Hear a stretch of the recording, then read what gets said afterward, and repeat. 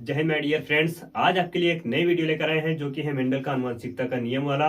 इस आनुवंशिकता के जो चैप्टर हैं, इस वाले चैप्टर से रिलेटिव जितने भी डाउट्स है आपके मन में सारे क्लियर करने वाले हैं। लेकिन उसके पहले एक छोटा सा क्वेट्स आपके लिए लेकर आए हैं। इस क्वेट्स को पढ़िए और इसी जुनून के साथ आप इस टॉपिक को पढ़िए ताकि आपका एक एक पॉइंट क्रिस्टल क्लियर होता जाए। और हाँ, विश्वास दिलाते हैं आपको कि आपका एक भी प्रश्न छूटने नहीं पाएगा यदि आपने इस पूरी वीडियो को देख लिया, क्योंकि हम इसी वीडियो में कुछ ऐसे प्रश्नों के लेकर आएंगे जो कि कई साल रिपीटेड क्वेश्चन है, और कई जितने भी सेट में रिपीटेड हुए हैं उन सारे सेट को दिखाएंगे और क्वेश्चंस को भी दिखाएंगे जो कि कई साल रिपीटेड हुए हैं। तो इस क्वेट्स को देखिए। कुछ देर की खामोशी है, क्या कहा है कि कुछ देर की खामोशी है फिर शोर आएगा, तुम्हारा वक्त आया है हमारा दौर आएगा। तो इसी जुनून के साथ हम चलते हैं इस वीडियो के पूरा डिस्क्रिप्शन में पूरा आपको टॉपिक एक्सप्लेन करते हैं। तो देख पा रहे हैं कि आप लोग ये जो परिचय है मेंडल का आनुवंशिकता का नियम में, सबसे पहले आप देखेंगे परिचय क्या है। परिचय में हम आपको बताएंगे कि जैसे कोई जीव अपने जैसे संतान को क्यों जन्म देता है। जैसे बात की जाए कि हाथी का बच्चा हाथी ही जन्म लेगा, कोई गधा जन्म नहीं ले सकता। इंसान का बच्चा इंसान ही जन्म ले सकता है, वो किसी कुत्ते के बच्चे को जन्म नहीं दे सकता। हालांकि कई लोग गाली में दे देते हैं कुत्ते के बच्चे, लेकिन लक्षण तो बिल्कुल इंसानों से मैच करते हैं। उसकी जो प्रतिक्रिया होती है, क्रियाएं होती है, वो कुत्तों से मैच कर जाती है, वो अलग बात होती है। लेकिन हम आपको जो बताने वाले हैं इस वाले वीडियो में, आप एक एक टॉपिक उसको इतना क्रिस्टल क्लियर समझ जाएंगे कि वास्तविकता है क्या, कि मेंडल ने जो आनुवंशिकता के जो तीनों नियम दिए हैं वो आखिर वर्क कैसे करता है। लेकिन उसके लिए आपको पूरा लास्ट तक जरूर बने रहना होगा, क्योंकि जब लास्ट तक आप बने रहेंगे, इसमें से एक भी अगर पॉइंट आपका स्किप करके देखें तो विश्वास करिए आपको ये टॉपिक समझ में नहीं आएगा। अक्सर ये होता है बच्चों के साथ कि सर हम पूरा वीडियो देखते हैं या फिर सर हमारे क्लास में पढ़ाते हैं लेकिन वो समझ में नहीं आता। क्यों नहीं समझ में आता? क्योंकि कुछ बच्चे होते हैं, शरारती होते हैं, जो क्लास में मस्ती करते रहते हैं, और कुछ स्टूडेंट ऐसे होते हैं जो कि पूरा फोकस लगा के ध्यान से सुनते हैं और उनको एक बार में समझ में आ जाता है, 2 बार में समझ में आ जाता है। लेकिन अब उन्हीं को समझ में नहीं आता जो क्लास में मस्ती करते रहते हैं। तो आप विश्वास करिए, ये इस वीडियो को अगर देखेंगे पूरा फोकस करके तो इसका एक भी टॉपिक आपको छूटने नहीं पाएगा। तो चलिए हम स्टार्ट करते हैं। तो जो मेंडल ने अपने प्रयोग किया था, उसी प्रयोग को देखते हुए हम पूरा 1 to मतलब स्टार्ट टू एंड तक पूरा आपको एक्सप्लेन करेंगे। ठीक है, तो चलते हैं नए स्लाइड पर। ठीक है बच्चा टीम, अब आप इसको पूरा फोकस करके देखिएगा, क्योंकि अब यहीं से आपका स्टार्ट होने वाला है नया जो टॉपिक है आनुवंशिकता वाला, यहीं से शुरू होगा। और आप अपना पूरा फोकस करके देखिएगा ताकि आपका एक एक पॉइंट भी क्रिस्टल क्लियर होता जाए। ठीक है, तो देखिए सबसे पहले आनुवंशिकता का परिचय मीन्स होता है जैसे किसी लेसन को अगर आप समझ लेते हैं। देखिए बाबू, अगर जो लेसन का होता है, अगर आप लेसन का नाम समझ लेंगे तो उसी लेसन के नाम में तो बहुत सारे प्रश्न उसी में छिपे रहते हैं। जैसे इस लेसन का नाम क्या है? अनुवांशिकता मीन्स होता क्या है? लक्षणों का पीढ़ी दर पीढ़ी ट्रांसफर होना और उनका जो अनुवांशिक जो भिन्नताएं होती हैं और उनका अध्ययन करना हम क्या कहलाता है? अनुवांशिकी या फिर जेनेटिक्स कहलाता है। ठीक है, तो विज्ञान की वह शाखा जिसमें हम सजीवों के लक्षणों की अनुवांशिकता या फिर वंशागति या भिन्नताओं का हम अध्ययन करते हैं, तो हम ऐसे अध्ययन को क्या कहते हैं? अनुवांशिकी या फिर जेनेटिक्स। याद रखना, जेनेटिक्स शब्द का प्रयोग सर्वप्रथम बेटसन ने किया था। किस शब्द का प्रयोग? जेनेटिक्स शब्द का। याद रखना ये चीज, ये बहुत इंपॉर्टेंट है। जेनेटिक्स शब्द का प्रयोग सर्वप्रथम किसने किया था? बेटसन ने किया था। ठीक है, अनुवांशिकी लक्षण क्या है? अनुवांशिकी लक्षण में होता है कि ऐसा लक्षण जो किसी सजीव से लैंगिक जनन द्वारा एक पीढ़ी से दूसरी पीढ़ी में संचरण होना, उसको हम कहेंगे अनुवांशिक लक्षण। अब ये लक्षण होते कौन कौन से? जैसे एग्जांपल डेट हम आपको बता दें, आंखों का रंग। क्या बोले हम? आंखों का रंग। जो आंखों का रंग होता है ये जनक से, किससे बोले हम? जनक से आने वाली जो संतान होगी, संतान में अगर ट्रांसफर हो रही है तो हम इस लक्षण को क्या कहेंगे? हम अनुवांशिक लक्षण। जो एक पीढ़ी से मीन्स जनक से आने वाली संतान में चली जाएगी, तो ऐसे लक्षण को हम कहेंगे अनुवांशिक लक्षण। यहाँ तक कोई दिक्कत नहीं। वंशागति या फिर हेरिडिटी क्या है? देखने यहाँ पर अनुवांशिक लक्षणों का जनक पीढ़ी से संतति पीढ़ी में संचरण को हम वंशागति कहते हैं या फिर हेरिडिटी कहते हैं। याद रखना, अनुवांशिक लक्षणों का जनक से पीढ़ी मीन्स अगली जो पीढ़ी होगी संतति पीढ़ी में, उसमें संचरण होना, उसको हम कहेंगे हेरिडिटी या फिर अनुवांशिकी या फिर वंशागति। याद रखना, क्या बोले हम? वंशागति, हेरिडिटी या फिर अनुवांशिकता कहेंगे। और इस अनुवांशिकता या फिर हेरिडिटी शब्द का प्रयोग सर्वप्रथम किया था स्पेंसर ने। ठीक है, क्या बोले हम कि हेरिडिटी वर्ड का प्रयोग सर्वप्रथम किसने किया था? स्पेंसर ने।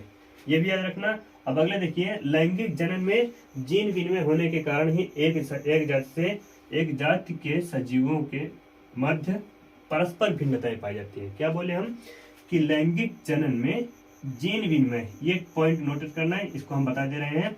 जीन विनिमय मतलब होता है, इसको कहते हैं हम इंग्लिश में क्रॉसिंग ओवर। क्या बोले बाबू? Crossing over. अब ये क्रॉसिंग ओवर होता कहाँ पे है? देखिए, एक गुणसूत्र हम ये बना लिए, एक गुणसूत्र ये बना लिए। अब कहीं ना कहीं किसी कारणवश, कुछ भिन्नताओं के कारण या फिर कुछ ऐसे त्रुटियों के कारण ये जो गुणसूत्र होते हैं, ये गुणसूत्र एक दूसरे के क्रॉस कर लेते हैं, एक दूसरे के जो लिंग है इसको क्रॉस कर लेते हैं। अब इस वाले गुणसूत्र का जो लक्षण है इस वाले गुणसूत्र पर आया, इस वाले गुणसूत्र का लक्षण इस वाले पर आया। अब ये बीच से डिवाइड हो जाता है, अर्थात इस गुणसूत्र का जो लक्षण है इस पहले वाले गुणसूत्र में आ गया और पहले वाले गुणसूत्र का जो लक्षण है ये दूसरे वाले गुणसूत्र के लक्षण में चला गया। तो हम इस प्रक्रिया को कहेंगे क्रॉसिंग ओवर। क्लियर है? तो इसके कारण, इसी क्रॉसिंग ओवर के कारण जो जितने भी सजीव होते हैं सबके अंदर क्या हो पाई जाती है? भिन्नताएं पाई जाती है। अगर यही क्रॉसिंग ओवर ना हो तो ये भिन्नताएं पाई ही ना जाए, बिल्कुल same to same photocopy वो दिखाई दे। जैसे आप देखते हैं कोई डुप्लीकेट होता है या फिर क्लोन टाइप में होता है, वो उनमें क्रॉसिंग ओवर बहुत ही कम मात्रा में पाया जाता है। ठीक है, ये टॉपिक आप याद रखना कि जेनेटिक्स शब्द का प्रयोग सर्वप्रथम बेटसन ने किया था और आनुवंशिक शब्द का प्रयोग सर्वप्रथम किसने किया था? स्पेंसर ने किया था। और जीन विनिमय के कारण सजीवों के मध्य परस्पर भिन्नताएं पाई जाती हैं, ये भी याद रखना। ठीक है, हम अब आगे चलते हैं।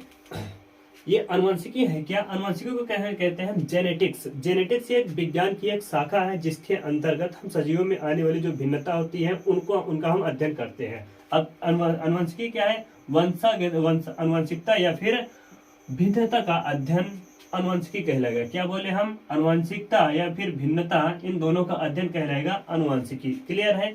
अब अनुवंशिकता क्या है? अनुवंशिकता विभिन्न लक्षणों का पूर्ण विश्वसनीयता के साथ आने वाली जो संतान होती है उनके अंदर ट्रांसफर होना, ये कहलाएगा अनुवंशिकता। जैसे हम मान लेते हैं कि हम एक जनक है, हमारे आने वाली जो संतान होगी उस संतान में हमारे लक्षण प्रकट होंगे या नहीं होंगे, और लेकिन हमारे लक्षण उसके अंदर जरूर जाएंगे ही जाएंगे। ये तो एक विश्वसनीयता, एक पूर्ण ये सत्य ही है। ठीक है, तो इस प्रक्रिया को हम कहेंगे अनुवांशिकता। लक्षणों का पीढ़ी दर पीढ़ी ट्रांसफर होना अनुवांशिकता कहलाएगा।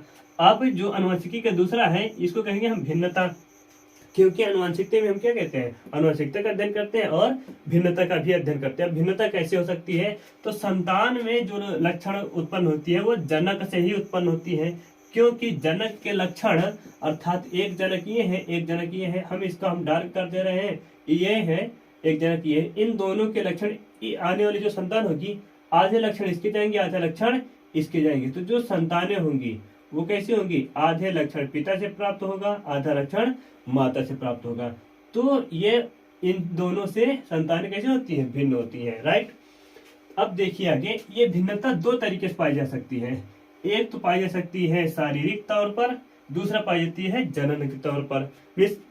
शारीरिक कोशिका में भिन्नता पाई जा सकती है, दूसरा जनन कोशिका में भिन्नता पाई जा सकती है। शारीरिक तौर पर भिन्नता कैसे पाई जा सकती है? जैसे किसी को देखते हैं, किसी भी माता पिता की शकल या किसी भी बेटे की शकल उनके माता पिता से मिलती नहीं है, तो ऐसी भिन्नता को हम कहेंगे शारीरिक भिन्नता। ठीक है, शारीरिक भिन्नता कहेंगे। और जनन कोशिका में भिन्नता कैसे होती है? देखिए, जनन कोशिका में इनका जो जनन कोशिका होगा, जाहिर सी बात है इसमें भी इनके जो जनन कोशिका होगा उनमें भी 46 गुणसूत्र पाए जाएंगे। और ये 46 के 46 गुणसूत्र, 23 गुणसूत्र इसमें से, 23 गुणसूत्र इसमें से, तब जाकर के 46 हुआ है ना। अब इसी में से जो 44 गुणसूत्र होता है ये जन्म देता है किसका? शरीर का निर्माण करता है, ये शरीर का निर्माण करता है। लेकिन जो 2 गुणसूत्र होते हैं, अर्थात एक जोड़ी गुणसूत्र जो होता है, ये हमारे लिंग का निर्धारण करता है। यही निर्धारित करता है कि आने वाली जो संतान होगी वो नर होगी या फिर मादा होगी। ठीक है, तो यही जो संतानें हैं, जो जनन कोशिका वाला की भिन्नता है, ये 2 कोशिका, 2 गुणसूत्र ही निर्धारित करते हैं। क्लियर हो गया यहाँ तक? अब आगे चलते हैं नेक्स्ट स्लाइड पर। नेक्स्ट स्लाइड क्या है? इसके लिए आप लोग बहुत ही ध्यान से पढ़िएगा ताकि आपका एक एक पॉइंट मिस ना हो, सब कुछ आपका क्लियर होता रहे। और कमेंट भी करिएगा, जो भी आपका डाउट रहेगा उस डाउट को हम क्लियर जरूर करेंगे। अब आगे देखते हैं कि भिन्नताएं कैसे कैसे हो सकती है, भिन्नता होती क्यों है। देखिए बाबू, भिन्नता अगर दो जनक रहेंगे तभी भिन्नता जाहिर सी बात है कि होगी, लेकिन अगर एक जनक रहा तो उससे भिन्नता नहीं उत्पन्न होगी। जैसे हम मान लेते हैं कि आपके पास एक लाल कलर है, ठीक है, एक है काला कलर। अगर इन दोनों को हम मिला देंगे तो आने वाला जो कलर होगा वो इन दोनों से हटकर होगा और इसमें इनके दोनों के गुण पाए जाएंगे, ठीक है। लेकिन अगर हम कहेंगे हमारे पास सिर्फ लाल कलर है, अब इन्हीं में से हम थोड़ा सा इसमें से एक अलग कर लेंगे तो यहाँ पर जो आएगा वो भी तो लाल ही तो होगा, है ना। काला कलर है तो काला कलर में से इसमें से थोड़ा सा अलग करेंगे तो यहाँ पर जो भी आएगा वो काला कलर ही होगा। लेकिन दोनों को मिक्स कर देंगे तो यहाँ पर जो आने वाला है ये कैसी होगी, ये भिन्न होगी, इन दोनों कलर से भिन्न होगी। अब हम इसको यहाँ पर समझ लेते हैं, ऐसा लैंगिक लक्षण, ऐसा लक्षण या फिर ऐसा जनन जिसमें भिन्नताएं कम पाई जाती हैं, अगर हम इसको इसमें से ट्रांसफर कर देंगे तो भिन्नता कम पाई जाएगी, क्योंकि लाल तो लाल ही रहेगा। तो हम ऐसे जनन को हम कहते हैं अलैंगिक जनन। क्लियर है, कैसे क्या बोले हम, कि जिसमें सिर्फ एक जनक की आवश्यकता होगी उस जनन को कहेंगे हम अलैंगिक जनन। लेकिन जिसमें दो जनक की आवश्यकता होती है, दो जनक में आएगा एक नर, दूसरा होगा मादा, इन दोनों जनक से जो भी संतानें उत्पन्न होगी उनमें बहुत ज्यादा भिन्नताएं पाई जाती हैं, विविधता भी पाई जाती है। अब इसमें क्या होगा, डीएनए की प्रतिकृति होगी, उस समय बहुत ही न्यून त्रुटि होती है, न्यून त्रुटि होगी तब जाके आने वाला जो जीव होता है वो थोड़ा सा म्यूटेंट हो जाता है। कौन सा जो म्यूटेंट क्या है उसको भी अभी हम बता रहे हैं, थोड़ा सा म्यूटेंट हो जाता है, जिस वजह से इसमें हल्की सी क्या पाई जाती है, विविधता पाई जाती है, बहुत हल्की सी विविधता या फिर भिन्नता पाई जाती है, ठीक है। विविधता इसमें बहुत हल्की सी पाई जाती है। लेकिन इसमें किस किस कारण विविधता पाई जाती है, किस कारण भिन्नता पाई जाती है, पहले तो क्रॉस संकरण के कारण, क्रॉस संकरण होगा तब जाके भिन्नता पाई जाएगी, गुणसूत्र के विसंयोजन द्वारा भी भिन्नता पाई जाएगी, तीसरा म्यूटेशन के द्वारा भिन्नता पाई जाएगी। कहोगे सर जी ये जो म्यूटेशन है इस वर्ड को बता दीजिए, तो बच्चों उसको आप थोड़ा सा म्यूटेशन को समझ लेते हैं। म्यूटेशन में होता क्या है, देखिए बाबू, जो म्यूटेशन होता है, म्यूटेशन इसको कहते हैं हम उत्परिवर्तन। क्या कहेंगे हम, उत्परिवर्तन, उत्परिवर्तन कहेंगे इसको। अब उत्परिवर्तन होता क्या है, आप लोग पूरा फोकस करिएगा। उत्परिवर्तन तीन कारणों से हो सकता है, पहला, दूसरा, तीसरा। पहला कारण हो सकता है रसायन के कारण, रसायन के कारण। दूसरा कारण हो सकता है ताप के कारण। तीसरा कारण हो सकता है पराबैंगनी के कारण, पराबैंगनी किरण के कारण। अब ये तीनों चीज करते क्या है, अब तीनों में से कोई एक भी रहेगा तब भी म्यूटेशन हो जाएगा, ये फिक्स है। अगर रसायन हमारे डीएनए में जाएंगे, अगर डीएनए को किसी न किसी तौर पर, हमारे डीएनए का मॉडल होता है, ये हमारा डीएनए का मॉडल बन गया। अब इस डीएनए के मॉडल में मान लेते हैं यहाँ पर इसके जो बेसेस हैं, क्षार के ये बेसेस जो बने हैं, अब हम इसमें से अगर इतना थोड़ा सा काट करके निकाल दें, मतलब इस पर रसायन थोड़ा सा पड़ गया तो इतना ये काट करके निकल गया। अब आप बताओ कि इसमें से जो भी संतान जाएंगी, आने वाली जो संतान होगी, क्या उनमें उसके अंदर भिन्नता पाई जाएगी कि नहीं पाई जाएगी? बोलोगे सर जी पाई जाएगी 100%। क्यों? क्योंकि इसका डीएनए के छोटा सा पार्ट उसमें से कटकर हट गया है। तो एक म्यूटेशन का कारण रसायन हो सकता है, दूसरा म्यूटेशन का कारण, लेकिन सारे म्यूटेशन होंगे कहाँ, हमारे डीएनए में ही होंगे। डीएनए को ये चेंज कर देते हैं। ताप के कारण हो सकता है डीएनए की आकृति चेंज हो जाए, तो ताप के कारण भी इसमें चेंज हो सकता है। पराबैंगनी किरणों के कारण, देखिए पराबैंगनी सूर्य से आने वाली जो पराबैंगनी किरणें हैं वो हमारे डीएनए में पाए जाने वाले प्रोटीन को खत्म कर देती है। क्या कर देती है? प्रोटीन को पूरी तरह से नष्ट कर देती है, जो कि हमारे डीएनए में पाई जाती है। अगर प्रोटीन थोड़ा सा भी नष्ट होगा तो इस डीएनए का कोई ना कोई बेस, कोई ना कोई क्षारक बॉन्ड जो है ये थोड़ा सा डैमेज होगा। अगर डैमेज हुआ तो आने वाली जो संतान होगी वो जाहिर सी बात है कि सेम टू सेम संतान क्या बोलते हैं, जनक से मैच नहीं करेगी, वो थोड़ा सा भिन्न होगी। तो हम ऐसे परिवर्तन को क्या कहेंगे? म्यूटेशन। और म्यूटेशन के द्वारा जो उत्पन्न होने वाली संतान होगी उस संतान को कहेंगे हम म्यूटेंट। यदि आप म्यूटेशन देखना चाहते हैं तो आप देखिए एक मूवी है क्रिस 3। क्रिस 3 में क्या है कि उसमें एक काल नाम का कैडेट राक्षस रहता था। काल नाम का जो गुंडा था वही क्या किया था कि उसके दो उंगली, एक ही उंगली में उसके पावर थी। उसने एक उंगली से ही सारा का सारा साइंस का खेल किया। और जो मेढक का लक्षण होता है, मेढक का लक्षण, इस मेढक के लक्षण को ट्रांसफर कर दिया था किसी आम आदमी के शरीर में। अब ये आम आदमी, जो आम व्यक्ति जो था, ये भी इसके अंदर किसके लक्षण आ गए थे? मेढक के लक्षण आ गए थे। और ये व्यक्ति जो था ये इतनी तेज जंप करता था, यहाँ से कूदता था, आगे जाकर बहुत दूर जाके गिरता था। और साथ ही साथ मेढक की जीभ जो होती है बहुत लंबी जाती है, और इसकी जीभ कितनी थी? बहुत ज्यादा लंबी जा रही थी। तो इस व्यक्ति को हम कैसे कह सकते हैं ये कि ये भी एक म्यूटेंट है। ठीक है, अब हम आगे देखते हैं। म्यूटेशन तो आप समझ गए। अब जनन के दौरान जो भिन्नताओं का संचयन होता है कि कैसे कैसे भिन्नताएं आगे जाकर संचरित होती है, उसके हमारे क्या लाभ है। तो पहला लाभ आप याद रखना कि उष्णता को सहन करने की क्षमता मिलती है। किसको? उष्णता को सहन करने की क्षमता प्राप्त होती है। कुछ जीवाणुओं में यह पाया जाता है। वो अधिक से अधिक गर्मी में रह सकते हैं। तापमान जो डिग्री सेल्सियस होता है, 0 डिग्री सेल्सियस से 100 डिग्री सेल्सियस तक ये पाए जा सकते हैं। ठीक है, और कुछ जीवाणु, सब नहीं, कुछ जीवाणु ऐसे हैं जो उष्णता को सहन करने की क्षमता इसमें पाई जाती है। पर्यावरण कारकों द्वारा उत्तम परिवर्तन के चयन से जैव विकास का प्रक्रम का आधार बनता है। अब जो जैव विकास क्या है सर, आप बोलोगे कि सर जैव विकास क्या, इसको थोड़ा सा बता दीजिए। तो बच्चों आप लोग ध्यान देना कि जैव विकास होता क्या है। देखिए, जैव विकास मतलब जैव वर्ड होता है जीव से। ठीक है, जीव का विकास, जीव का विकास। जीव का विकास कैसे हुआ? अब आप बताओ। सबसे पहले उत्पन्न हुआ था बैक्टीरिया। बैक्टीरिया से फिर इस बैक्टीरिया से पहले आद्य बैक्टीरिया था। कौन सा? आद्य बैक्टीरिया, क्योंकि सबसे पहला बैक्टीरिया वही था। उसके बाद आया यू बैक्टीरिया।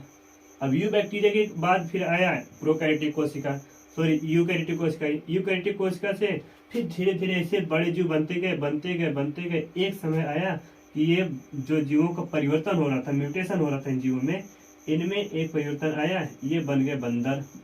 क्या बन गए? ये बंदर बन गए। बंदर से बन गए वनमानुष, वनमानुष बन गए। अब इसी वनमानुष से निर्माण हुआ आधुनिक मनुष्य का। ठीक है, इसी वनमानुष से किसका निर्माण हुआ? आधुनिक मनुष्य का। तो ये जीवों का विकास, क्रमागत विकास हो रहा है। तो हम ऐसे अवस्था को कहेंगे जैव विकास का प्रक्रम। ठीक है, तो इसका भी लाभ हुआ हमें। और तीसरा, कर्णपाली मानव समष्टि में पाए जाने वाले जो परिवर्तन है। पहला परिवर्तन तो ये जैव विकास वाला हो गया, दूसरा कर्णपाली वाला हो गया। कर्णपाली मतलब एक, देखो ये हमारे कान है मान लेते हैं।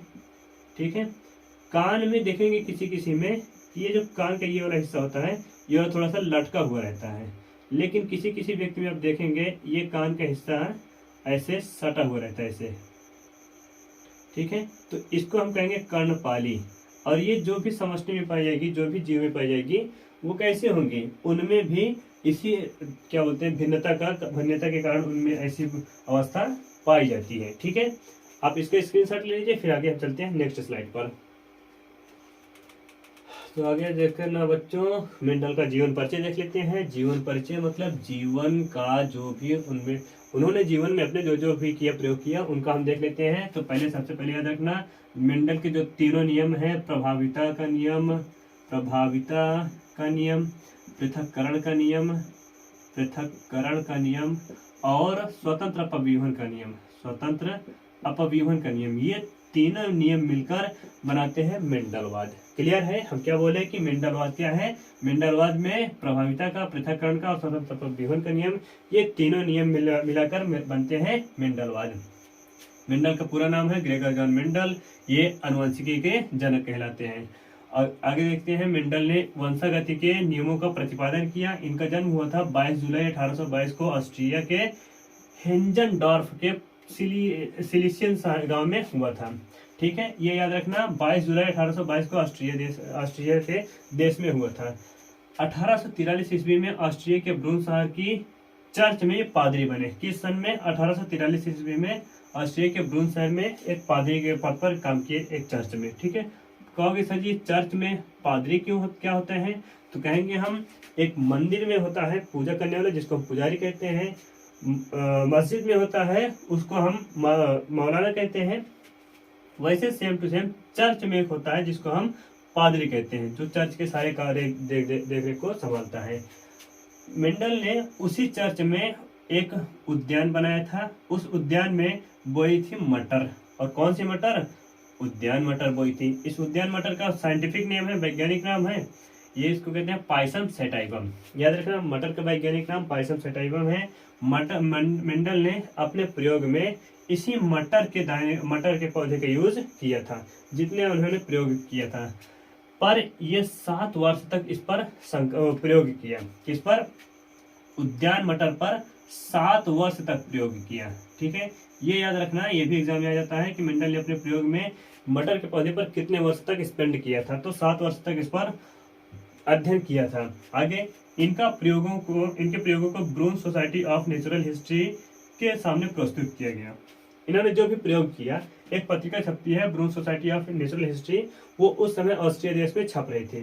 तो उन्होंने मेंडल ने क्या किया, इसी society Brunn society of natural history में अपने जितने भी नियम दिए थे सब के सब उसमें प्रकाशित करवा दिए गए, लेकिन ये ज्यादा प्रकाशित नहीं हो पाई। क्यों नहीं हो पाई, क्योंकि ये उस समय पूरी तरह से विख्यात नहीं थी। जैसे हमारे यहाँ बता दें कि जागरण और अमर उजाला नाम के 2 ऐसे न्यूज़पेपर हैं जो कि बहुत ज्यादा विख्यात हैं।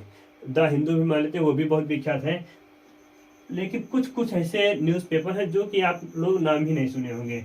तो कुछ ऐसे ये भी था कि ये ज्यादा विख्यात नहीं थी, तो इसीलिए मेंडल ने जो भी प्रयोग किया ये सबके सामने प्रकाशित नहीं हो पाया।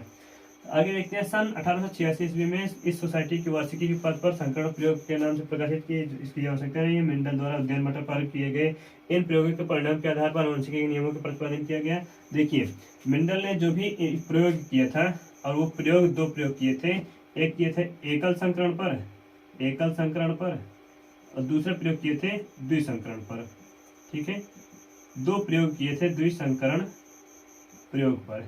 तो ये दोनों प्रयोगों से निकल कर आया था मेंडल के जो आनुवंशिकता का नियम है, ये तीनों नियम का इससे संबंधित है। तो इन तीनों नियमों को क्या कहा, मेंडलवाद भी कहते हैं। 6 जनवरी 1884 ईस्वी में मेंडल की मृत्यु हो गई। तो जन्म याद रखना 22 जुलाई 1822 ईस्वी में, और 6 जनवरी 1884 ईस्वी में इनकी डेथ भी हो गई। अब आगे देखते हैं तो कि मेंडल की सफलता के कारण मेंडल सफल किए हुए थे अपने प्रयोग में। देखिए कि हर एक वैज्ञानिक का, हर एक व्यक्ति का कोई ना कोई सफलता का राज जरूर होता है। तो मेंडल का राज क्या है, इसको देख लेते हैं। और ये भी एग्जाम में पूछा जाता है, टिप्पणी करके आता है कि मेंडल की सफलता के कारण पर टिप्पणी लिखी है। तो टिप्पणी में आप क्या लिख सकते हैं कि मेंडल ने अपने प्रयोग में एक समय पर सिर्फ एक ही लक्षणों पर वंशागत का अध्ययन किया। क्या बोले हम, एक समय पर एक ही लक्षण का वंशागति का अध्ययन किया, कि वो जो लक्षण है वो अगली पीढ़ी में ट्रांसफर होकर वो प्रकट हो रहे हैं या फिर नहीं हो रहे हैं, इसी का अध्ययन कौन किया था, मेंडल ने। तो एक समय पर एक लक्षणों का अध्ययन किया था। दूसरा, मेंडल ने अपने संकर प्रयोग के लिए सभी आंकड़े को सावधानीपूर्वक सांख्यिकी विश्लेषण किया था। तो दूसरा पहला याद रखना, और दूसरा याद रखना, इन्होंने जो भी अपने संकरण कराया था, जो भी प्रयोग किया था, इसको बहुत ही सुरक्षित रखा था। अपने प्रयोग में इसको बहुत ही सुरक्षित रखा था, संभाल कर रखा था, ताकि अगर कोई रिजल्ट मिलता है तो हम एक दूसरे से मैच करके उसका परिणाम निकाल सकें। अगला थर्ड है, मेंडल ने अपने प्रयोग के लिए पादप का चुनाव सावधानी पूर्वक किया। मेंडल के पास बहुत सारे पादप के ऑप्शन थे, तो उन्होंने सिर्फ मटर के पौधे का ही चुनाव क्यों किया, उसको देखते हैं। तो मटर के पौधे का चुनाव का एक पहला कारण है, ये 1 वर्षीय होता है। मटर का पौधा कैसा होता है, 1 वर्षीय होता है, अर्थात 1 वर्ष में वो अपना रिजल्ट दे देता है, उसके लिए कई वर्षों की आवश्यकता नहीं होती है। सेकंड पॉइंट देखिएगा, मटर का पादप आकार में कैसा होता है, छोटा होता है। दूसरा पॉइंट, पहला पॉइंट 1 वर्षीय होता है, दूसरा पॉइंट छोटा होता है। थर्ड पॉइंट में याद रखना, मटर के बीजों की जो संख्या होती है वो कैसी होती है, अधिक होती है, बीजों की संख्या अधिक होती है। अगला, मटर द्विलिंगी पादप है जिसमें स्वपरागण पाया जाता है। आपका आगे सर द्विलिंगी क्या है? द्विलिंगी मतलब होता है एक कोई ऐसा जीव जिसमें दो लिंग हो पाए जाते हैं, जिसमें नर भी हो और मादा भी हो। तो ऐसे दोनों को दोनों लक्षणों को पाए जाने वाले को हम कहेंगे द्विलिंगी। द्विलिंग का प्रभाव इस पर ज्यादा होता है। ठीक है, अब आगे है ये स्वपरागण की प्रक्रिया पाई जाती है जिसमें नर और मादा पाए जाएंगे। जाहिर सी बात है वहां पर स्वपरागण की प्रक्रिया पॉसिबल है, 100% होगी। स्वपरागण भी होता है और परपरागण भी प्रक्रिया होती है। मटर के पुष्पों में परागण का आसानी से होता है। मटर के पुष्पों में परागण आसानी से हो जाता है। ध्यान देना कि मटर के पुष्प में क्या बोल रहे हैं कि परागण आसानी से हो जाता है। उसके लिए ज्यादा मेहनत की आवश्यकता या फिर ज्यादा क्रिटिकल उसमें जटिल नहीं होता है, वो बहुत ही आसान होता है। मटर के पौधे में कई लक्षण विपरीत प्रभाव वाले दर्शाते हैं। अब देखिए मटर मेंडल ने जो भी प्रयोग किया था उन्होंने प्रयोग में 7 प्रमुख लक्षण लिए थे। क्या बोले हम? 7 प्रमुख लक्षण लिए थे। अभी 7 प्रमुख से एक प्रभावी लिया, दूसरा अप्रभावी लक्षण लिया। एक प्रभावी दूसरा अप्रभावी। तो पहला प्रमुख लक्षण कौन था? लंबाई वाला। अभी हम इसको बताते हैं। लंबाई में एक लक्षण प्रभावी, दूसरा अप्रभावी। ठीक है, तो ऐसे करके 7 लक्षणों का चुनाव किया था। तो टोटल मेंडल ने 14 लक्षण ऐसे थे जिन्होंने उसका देखा और प्रभावी और अप्रभावी लक्षणों को देखकर उसका चुनाव किया था। अब आप इसका स्क्रीनशॉट लेते चलिए और याद रखना आप लोग नोट्स बनाते चलिए, जिसकी वजह से आपका पूरा का पूरा डाउट क्लियर होता रहे और साथ ही साथ आपकी एक नोट्स भी प्यारी सी तैयार हो जाए और कहीं भी आपको कोई प्रॉब्लम ना हो। कमेंट में आप कमेंट करिएगा कि आपको कौन सा टॉपिक समझ में नहीं आया या फिर जहां पर डाउट है उस सबको जरूर पूछिएगा। अब आगे देखते हैं। मटर के पौधे में कई लक्षण विपरीत प्रभाव दर्शाते हैं। आगे देखिए मेंडल के द्वारा जो चयन किए गए प्रमुख लक्षण थे वो 7 लक्षण इस कैटेगरी में थे। पादप का लक्षण, जो कोई पौधा था उसका लक्षण क्या था? मुख्य लक्षण। तो पहले पादप की लंबाई, पादप की पुष्प की स्थिति, पुष्प का रंग, फल की आकृति, फल का रंग और बीज की आकृति, बीज का रंग, ये सातों के सातों उसमें एक लक्षण थे। अब हम इसमें से एक प्रभावी लेंगे, दूसरा अप्रभावी लेंगे। तो पुष्प की पादप की जो लंबाई थी, पहला लंबा था, दूसरा कैसा था? बौना। और याद रखना जो लंबा वाला होता है हम उसको कैपिटल से दर्शाते हैं। किससे? अंग्रेजी के कैपिटल अक्षर से दर्शाते हैं। ये याद रखना जो प्रभावी लक्षण होता है। जो अप्रभावी लक्षण होता है इसी के विपरीत अपोजिट अक्षर जो होता है वो स्मॉल से दर्शाते हैं, स्मॉल लेटर से दर्शाते हैं। तो कैपिटल लेटर से प्रभावी, स्मॉल लेटर से अप्रभावी लक्षण को दर्शाते हैं। तो लंबा पौधा लिए प्रभावी, बौना पौधा लिए अप्रभावी। पुष्प की स्थिति जो थी वो कैसी थी? अच्छी थी, प्रभावी में, और शीर्ष थी अप्रभावी में। तो आगे समझिए शीर्ष की जो पुष्प की स्थिति है इसको समझा दीजिए, अच्छी और शीर्ष क्या है। तो बाबू यहाँ पर एक याद रखना, ये एक मटर का पौधा है, इसमें जगह जगह पर गांठें निकली होती है। इन्हीं गांठों से एक और गांठें निकलती है, छोटी सी एक और टहनी निकलती है, यहीं पर यह पुष्प पाया जाता है। इसको कहते हैं हम अक्षीय। क्या कहेंगे इसको? अक्षीय, क्योंकि हर एक अक्ष पर पाया जा रहा है तो हम इसको कहेंगे अक्षीय। एक वही मटर का पौधा होगा जो सिर्फ शीर्ष पर पाया जाएगा। इसके पुष्प कहाँ पर पाए जाएंगे? शीर्ष पर पाए जाएंगे। अक्ष पर यहाँ पर सिर्फ गांठें रहेंगी, वो टहनी रहेंगी, लेकिन पुष्प नहीं रहेगा। तो हम इसको अक्षीय कहेंगे। ये है प्रभावी, लेकिन जो शीर्ष वाला रहेगा वो अप्रभावी लक्षण रहेगा, याद रखना। अब आगे है पुष्प का रंग। देखिए बाबू ये जो पुष्प का रंग होगा दो तरीके से हो सकता है, या तो बैगनी होगा या फिर सफेद होगा। अगर सफेद है तो वो अप्रभावी लक्षण को प्रकट कर रहा है। सफेद है तो अप्रभावी लक्षण, या तो स्मॉल डब्लू। बैगनी है तो ये कैपिटल डब्लू से। ठीक है, याद रखना कि मेंडल के जो पुष्प का रंग देखे थे वो बैगनी था प्रभावी लक्षण और सफेद था अप्रभावी लक्षण। बैगनी कहीं कहीं पर आपको लाल मिल जाएगा, याद रखना, कहीं कहीं पर लाल दिख जाएगा, कहीं कहीं पर ये गुलाबी रंग का दिखाई देता है, गुलाबी रंग का। ये तीनों रंग याद रखना। आगे फली की आकृति, फली की जो आकृति थी वो फूली हुई थी, जो शुद्ध थी वो कैसी थी? वो फूली हुई थी। ये आपकी फली बन गई मटर, इसकी आकृति कैसी है? फूली हुई दिख रही है। एक मटर था कैसा? वो पिचकी हुई थी, अर्थात वो ढंग से नहीं फूली हुई थी।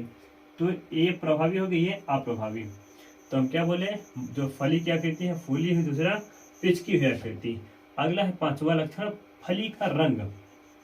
ये जो फली का रंग है, जो शुद्ध था वो हरे रंग की थी, जो अशुद्ध थी वो पीले रंग की थी, फली का रंग जो होता है। तो आप कभी ध्यान देना है कि कुछ ऐसे मटर के बीज होते हैं, मटर के फल होते हैं जो कि कैसे होते हैं, पीले रंग के आपको दिखाई देते हैं। आगे है बीज की आकृति, बीज का रंग।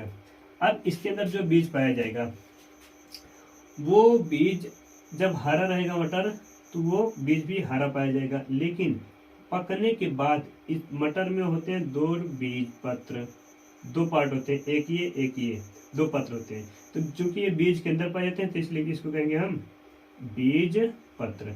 तो बीज पत्रों का रंग जो था वो प्रभावी वाला वो था पीला, जो अप्रभावी वाला था वो हरा था। याद रखना, प्रभावी वाला कैसा था, पीला था, और अप्रभावी वाला हरा था। बीज के जो रंग था। अब बीज की आकृति जो थी, जो प्रभावी था वो गोल गोल थी, राउंड शेप में थे, लेकिन जो अप्रभावी था वो झुर्रीदार ऐसे ऐसे करके आपको दिखाई देता है। जैसे यहाँ पर ये प्रभावी था, ये झुर्रीदार हो गया, ये अप्रभावी लक्षण को प्रकट कर रहा है। क्लियर हो गया। बीज का रंग बता दीजिए कि जो पीला होगा वो शुद्ध है, और जो हरा होगा वो अशुद्ध है। अब आगे देखते हैं मेंडल के नियमों की पुनः खोज। मेंडल ने जीते जी अपने नियमों की व्याख्या तो कर दिए थे, लेकिन उसका श्रेय उनको जीते जी नहीं मिला था। ये पॉइंट मस्तिष्क में बैठा लेना कि मेंडल को जीते जी अपने प्रयोग का श्रेय उसको नहीं मिला, मरने के बाद मेंडल को इसका श्रेय मिला था। लेकिन इसको खोजे कौन थे, तो 3 अलग अलग देश के वैज्ञानिक आए, उन्होंने अपने प्रयोग किया। प्रयोग के दौरान सब ने अलग अलग प्रयोग किया था। उस प्रयोग के दौरान देखा कि मेंडल ने ये तो सबके सब तो पहले ही बता दिए थे, बस हम लोग दोबारा उस पर रिसर्च कर रहे हैं। तो एक वैज्ञानिक थे हॉलैंड के, जिसको कहते हैं ह्यूगो डे व्रीज। दूसरे वैज्ञानिक थे कार्ल कोरेंस, ये जर्मनी के थे। तीसरे वैज्ञानिक ऑस्ट्रिया के एरिक शेरमैक थे, ठीक है, एरिक वॉन शेरमैक। ये 3 वैज्ञानिक आए और ये अलग अलग रहकर इस पर कार्य किया। फिर बाद में जब रिजल्ट मिला, तो ये लोग भौचक्के मतलब थोड़ा सा उचके कि मेंडल ने कुछ वर्ष पहले इसको पहले से एक्सप्लेन कर दिया था, हम लोग थोड़ी दिन बाद आए। तो इन तीनों ने क्या किया कि मेंडल ने जो भी मेहनत की थी, इस मेहनत को इनका नाम देकर इनको भी प्रसिद्ध कर दिया कि मेंडल ने आनुवंशिकता का नियम, आनुवंशिकता का सिद्धांत दिया था। क्लियर है। तो अब आगे चलते हैं हम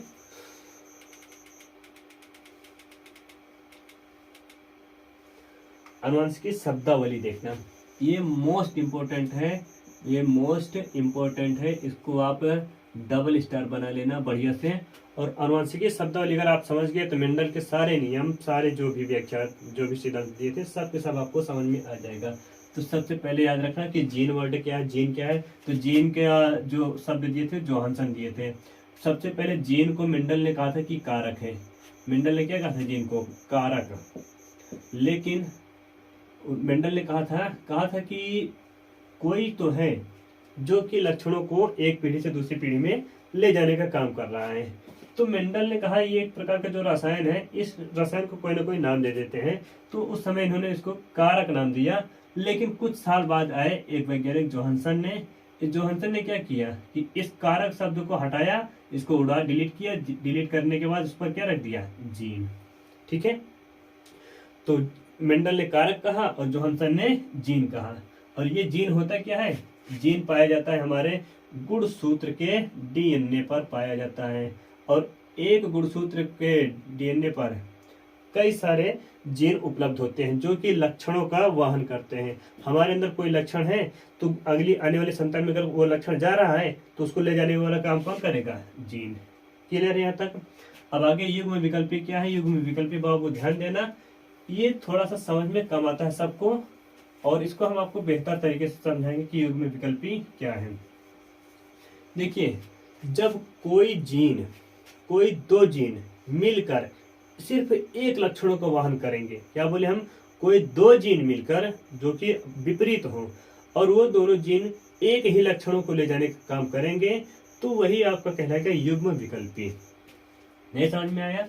अब आगे हम देखो समझाते हैं कैसे।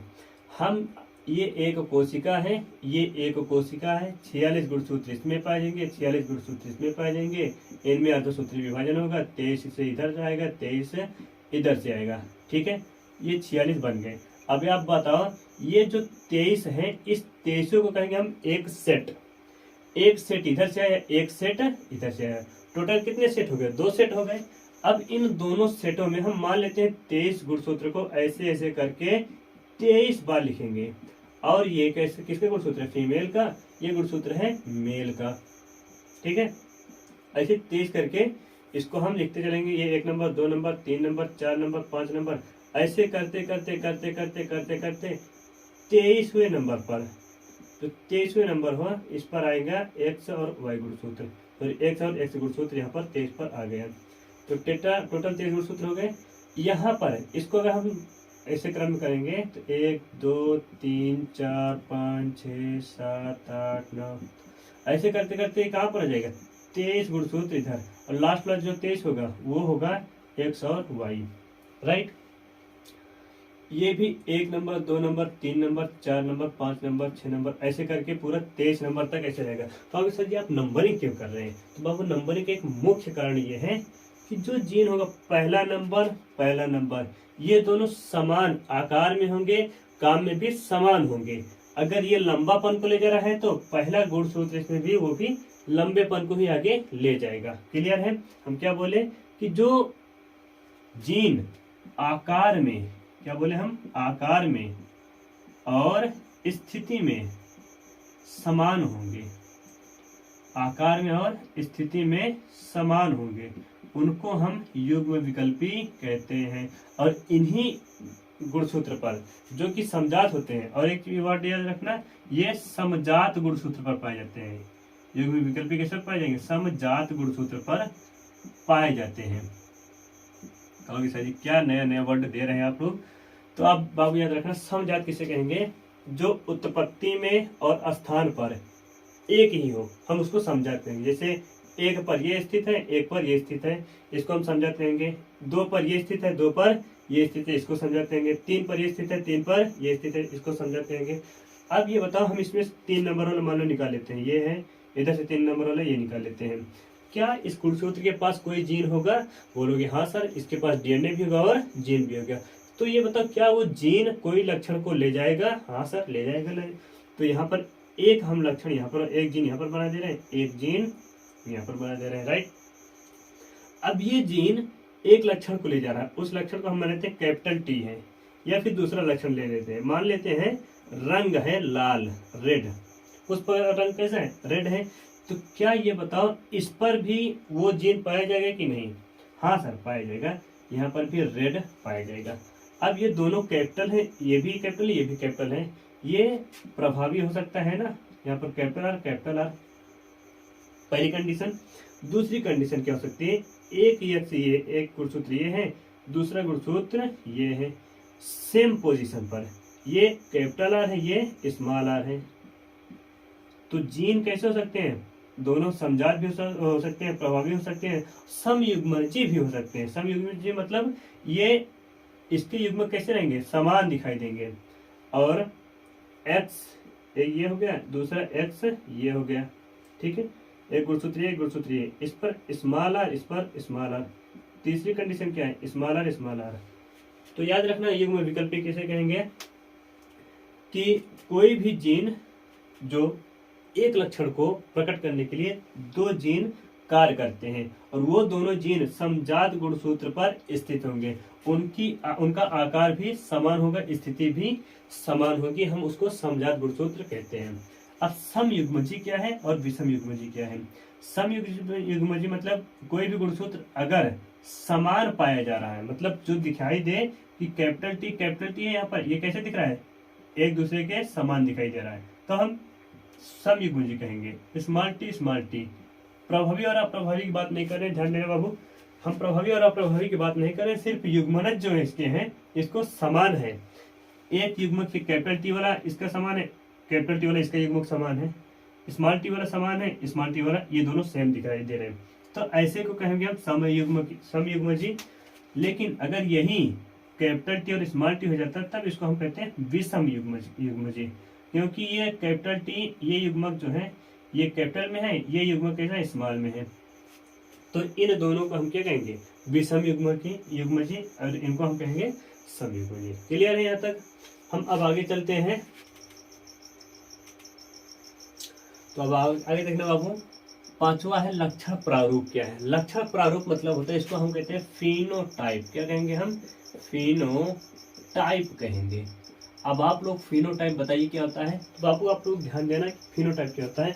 ऐसा लक्षण जो हम बाहर से देख पाते हैं, किसी भी चाहे प्लांट का हो चाहे किसी एनिमल का हो, अगर हम बाहर से उनके लक्षणों को देख पाते हैं, जैसे लंबाई हो गया, रंग हो गया, आंखों का रंग हो गया, बाल हो गए, घुंघराले बाल हो गए, कान की ये कर्णपाली हो गई, वॉइस हो गई, चेहरे का रंग हो गया, ये सब क्या है बाहरी लक्षण है जो आप देख पाते हैं। तो ऐसे लक्षणों को हम कहेंगे फिनोटाइप। तो यहाँ पर लिखा भी है किसी सजीव का बाह्य प्रतीक को लक्षण प्रारूप कहते हैं। जैसे लंबा पौधे का जो लंबापन है, पौधा कैसा रहता है, मान लो लंबा है तो आप इसको बाहर से देख पाते हो। कोई पौधा छोटा है तो इसको भी कहते हो सर जी ये तो छोटा, ये बड़ा ही है, छोटा है। तो ऐसे लक्षण को हम कहेंगे लक्षण प्रारूप या फिर फिनोटाइप। लेकिन जीन प्रारूप किसे कहेंगे? ये जो बड़ा वाला है तो इसमें फिक्स है कि कैपिटल टी ही इसमें पाया जाएगा। लेकिन जो छोटा वाला है, छोटा वाले में स्मॉल टी ही पाया जाएगा, ये फिक्स है। तो हम इसको कहेंगे ये सब के सब क्या है जीन प्रारूप है। किसी कोई पौधा मिड में पाया जाएगा, ठीक है, मतलब ना तो छोटा होगा ना तो बड़ा होगा, तब इसमें कैपिटल टी और स्मॉल टी ये जीन पाया जाता है। तो ऐसे लक्षण वाले पौधे को हम कहेंगे ये जीन प्रारूप इसका है। इसको कहते हैं हम जीनोटाइप। ठीक है। तो आपने देखा कि फिनोटाइप क्या है, जो लक्षण बाहर से प्रतीत होते हैं उनको फिनोटाइप, जो लक्षण आनुवंशिक रूप से उनकी स्ट्रक्चरल होते हैं उनको हम जीन प्रारूप कहते हैं। जैसे शुद्ध या समयुग्मजीय लंबा पौधा और अशुद्ध विषमयुग्मजीय बौना पौधा, ये लंबा पौधा ये भी है। आगे प्रभावी लक्षण क्या है? प्रभावी लक्षण हम इसको कैपिटल से प्रदर्शित करते हैं, कैपिटल लेटर से प्रदर्शित करते हैं। अंग्रेजी किस लेटर से? कैपिटल लेटर से प्रदर्शित करते हैं। अब कैपिटल लेटर कोई सा भी हो सकता है, ये डिपेंड करता है कौन सा आप ले रहे हो। हम यहाँ पर कैपिटल टी ले रहे हैं, इस कैपिटल आर ले रहे हैं, कैपिटल डब्ल्यू ले रहे हैं। ये सब के सब कैसे हैं? ये प्रभावी लक्षण वाले हैं। लेकिन अप्रभावी की बात करेंगे, ये हालांकि जो प्रभावी वाले ये तो अपने लक्षण को व्यक्त कर देते हैं, अपना प्रभाव दिखा देते हैं। अप्रभावी वाले ये बेचारे छिप जाते हैं। तो यहाँ पर स्मॉल टी, स्मॉल आर और स्मॉल डब्ल्यू। तो याद रखना, प्रभावी को हम कैपिटल से दर्शाते हैं, अप्रभावी को स्मॉल से दर्शाते हैं। अगला है एक संकर संकरण। कहोगे सर एक संकर संकरण क्या है? अब ध्यान देना कि जब ऐसा संकरण, जब हम एक लक्षण का अध्ययन करने के लिए क्रॉस कराते हैं, क्या जिसमें सिर्फ एक लक्षण की वंशागति का अध्ययन किया जाता है, तब हम उसे एक संकर संकरण कहते हैं। अब हम इसमें मान लेते हैं एक लक्षण ले रहे हैं कैपिटल टी, स्मॉल टी, ठीक है, एक लक्षण है। क्यों? ये लक्षण के इस लक्षण को कहेंगे हम लंबाई वाला लक्षण। ये लंबाई वाला है, हालांकि एक प्रभावी है दूसरा अप्रभावी है। ये प्रभावी, ये अप्रभावी लक्षण है, अप्रभावी। अब इन दोनों को जब क्रॉस कराएंगे तो यहाँ पर कैपिटल टी स्मॉल टी आएगा, ठीक है। इसको कहेंगे हम F1 जनरेशन, इसको कहेंगे हम P1 जनरेशन अर्थात फर्स्ट पेरेंटल जनरेशन, इसको कहेंगे फर्स्ट फिलियल जनरेशन अर्थात संतति पीढ़ी। तो इसमें एक लक्षणों का चुनाव कर रहे हैं। लेकिन द्विसंकर संकरण में क्या करेंगे? इसमें हम दो लक्षण का चुनाव करेंगे। यहाँ पर मान लेते हैं कैपिटल टी लिए, स्मॉल टी लिए, फिर कैपिटल आर लिए, स्मॉल आर लिए। ये दोनों ये दर्शाते हैं लंबाई को, ठीक है, पादप की लंबाई को दर्शाते हैं। ये कैपिटल आर ये दर्शाता है बीज का जो शेप है, बीज का गोलापन, बीज का आकार या आकृति, बीज की आकृति को दर्शाता है ये आर। अब ये बताओ, ये शुद्ध है, शुद्ध तो ये भी है, शुद्ध ये भी है, लेकिन ये प्रभावी लक्षण, ये दोनों ये अप्रभावी लक्षण है, जो कि कैपिटल टी स्मॉल टी और स्मॉल आर है। याद रखना, एक संकरण में सिर्फ एक ही गुण को हम अध्ययन करते हैं, द्विसंकरण में हम 2 गुण का अध्ययन करते हैं। सिंपल है ये। अब आगे देखते हैं, अब देखते हैं त्रिसंकर संकरण क्या है।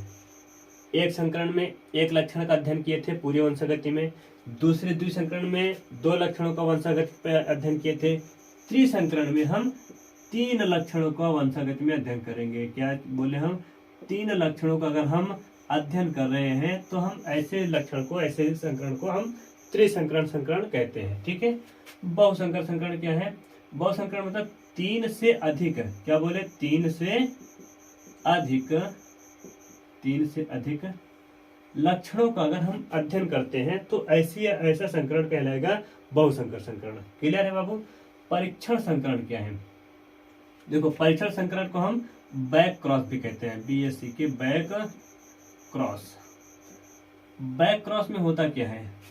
हम कराते हैं पहले गुणसूत्र का, ये पहले क्रॉस कराते हैं, कैपिटल T स्मॉल t, यहाँ से आया, इधर से आया capital T small t, right. फिर यही लक्षण अब देखो, ये जनक है, बोलोगे हाँ सर। ये है संतति, बोलोगे हाँ सर, दोनों है। ये संतति है, ये जनक है।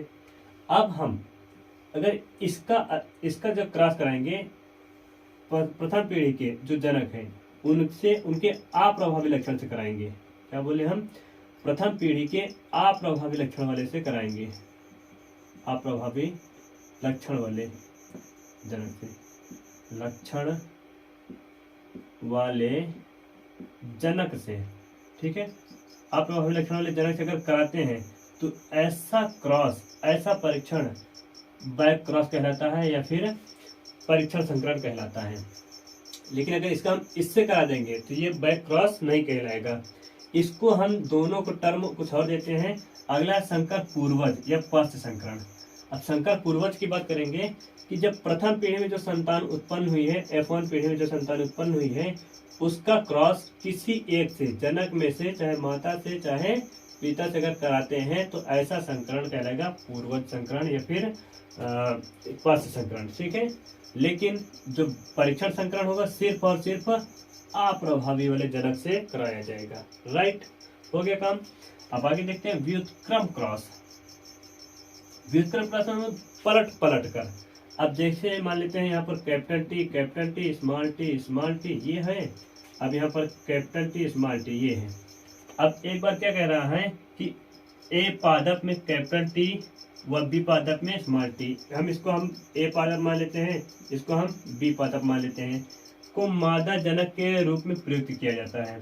तथा दूसरे संकरण में A, ये पहला संकरण है, दूसरे संकरण में A पादप कैपिटल T तथा B पादप स्मॉल t को नर के में प्रयुक्त किया जाता है।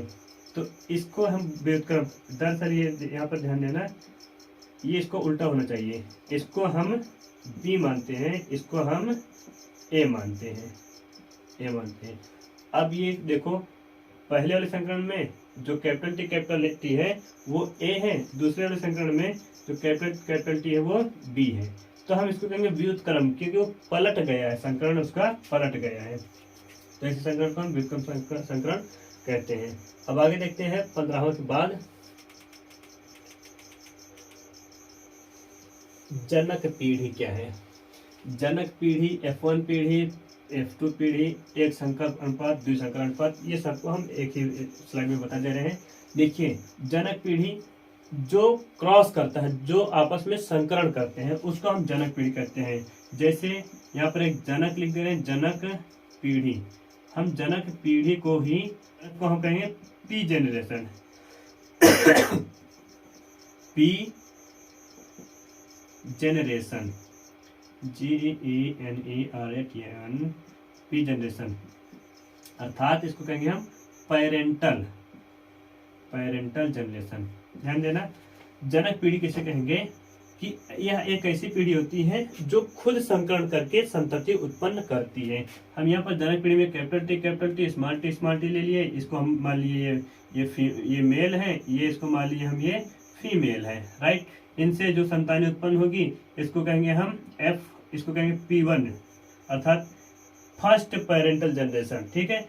इससे जो संतानें उत्पन्न होगी उसको कहेंगे हम F1। F1 मतलब कैपिटल टी स्मॉल टी, ठीक है। जो क्रॉस कराने पर कैपिटल टी स्मॉल टी आएगा, इसको कहेंगे हम F1 जनरेशन, अर्थात फर्स्ट फिलियल जनरेशन। क्या बोले हम? First filial generation. अब कहोगे सर जी फर्स्ट फिलियल जनरेशन ये क्या होता है? हम इसको कहते हैं प्रथम संतति पीढ़ी, प्रथम संतति पीढ़ी, राइट। यहाँ तक कोई दिक्कत नहीं। प्रथम संतति पीढ़ी मतलब जो जनक का पहला संतान है उसको हम प्रथम संतति पीढ़ी कहते हैं, और जो खुद जनक है उसको हम फर्स्ट पेरेंटल जनरेशन कहते हैं। अब देखो यहाँ पर निकल कर आएगा F2, ये तो F1 हो गया। अब इन दोनों का क्रॉस कराएंगे, मान लो capital T capital small T, इन दोनों का अगर हम क्रॉस कराते हैं तब इनसे जो संतानें उत्पन्न होगी, इनसे जो भी संतान उत्पन्न होगी हम उसको कहेंगे F2 जनरेशन, राइट। अब बात करेंगे, जनक हो गया, F1 हो गया, F2 हो गया। अब संकर अनुपात क्या है? देखिए बाबू, जब हम इसमें क्रॉस कराए थे प्रथम पीढ़ी में तो इस वाले में अनुपात नहीं निकला था। इसमें सब के सब पौधे कैसे थे? सब के सब पौधे लंबे थे, 100% पौधे जितने भी थे वो सब के सब लंबे थे। मेंडल का जो पहला नियम है अर्थात प्रभाविता का नियम, प्रभाविता के नियम में जो भी संतानें उत्पन्न हुई थी, जो भी पौधा निकला था, वो सारे पौधे कैसे थे? सब के सब पौधे लंबे थे, लेकिन उन्हीं लंबे पौधों को फिर से स्वपरागण कराया गया, फिर से वो स्वपरागण कराए गए उनमें से। तो F2 पीढ़ी में कुछ रेशियो निकल कर आया। अब उसमें से कुछ रेशियो F2 पीढ़ी से जो रेशियो निकल कर आया, दो प्रकार का रेशियो निकल कर आया। एक तो था जीनोटाइप, ठीक है, जीनोटाइप। दूसरा था फिनोटाइप। जीनोटाइप मतलब जो उसके जीन वाला रेशियो था, उसके जीन वाला रेशियो था 1:2:1। जो फिनोटाइप रेशियो था वो था 3:1, ठीक है। ये एकल संकरण वाला रेशियो है। लेकिन जब द्विसंकरण वाले रेशियो की बात करेंगे, तो उसमें कुछ अलग ही निकल कर आता है। उसका जो फार्मूला होता है, उसका जो फिनोटाइप होता है वो 9:3:3:1 निकल कर आता है। ये द्विसंकरण का फिनोटाइप प्रारूप है। अगर इसका जीनोटाइप निकालेंगे तो जीनोटाइप थोड़ा सा ज्यादा निकलता है, राइट। यहाँ तक कोई दिक्कत नहीं होनी चाहिए आप लोगों को। अब द्विसंकरण क्रॉस के बाद बाबू ये वीडियो ज्यादा लंबी हो जाएगी। हम अब अगला वीडियो जो भी लेकर आएंगे वो रहेगा आपका मेंडल के वंशागति का नियम। इन तीनों नियमों की हम व्याख्या करेंगे हम अगले वाली स्लाइड में या फिर अगले वाले वीडियो में, जहां पर आपको बेहतरीन से बेहतरीन एक्सप्लेन करेंगे। जैसा कि आज आपको हम इसको एक्सप्लेन किए हैं, आपके जितने भी ये शब्दावली थे, ये सारी शब्दावली आपको उम्मीद है कि पसंद आई होगी और समझ में भी आया होगा। और एक चीज और ध्यान देना कि सब जो मुख्य पॉइंट आपको मिले या जो भी मुख्य पॉइंट हम बोले उसको आप नोट करते हुए चलिएगा। इससे आपका दिमाग भी जो है फ्रेश रहेगा, और साथ ही साथ जो एग्जाम में क्वेश्चंस बनने वाले हैं उन क्वेश्चनों को भी आप क्रैक कर पाएंगे आराम से। तो ठीक है फ्रेंड्स, हम मिलते हैं नए वीडियो में नए मुस्कान के साथ, और बेहतरीन से बेहतरीन आपको उसमें भी सिखाया जाएगा। जो मेंडल का नियम है, तीनों नियम, उसमें हम आपको सिखाएंगे। ठीक है, मिलते हैं। जय हिंद, जय भारत।